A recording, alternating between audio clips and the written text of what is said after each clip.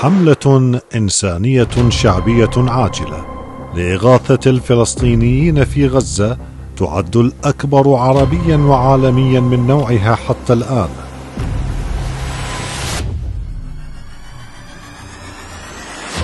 خلال ساعات معدودة وبعد دعوة وجهها السيد مقتدى الصدر لمساعدة أهالي غزة، أن كل عراقي يفطر برمضان وأهل غزة ما عندهم فطور، هذا ظالم لنفسه مبين حبيبي، ما يصير.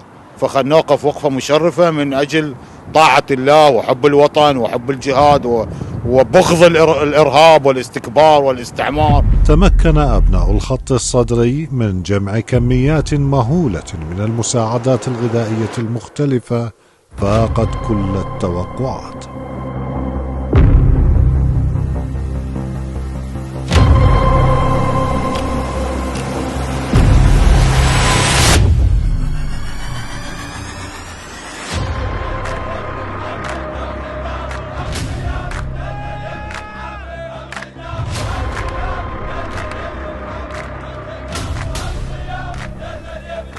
خلال لحظات احتشدت الجماهير الصدرية أمام أبواب المساجد والحسينيات ليجودوا بما يملكون من مؤن غذائية، لتتحول ساحات دور العبادة إلى مخازن غصت بأطنان من المواد الغذائية.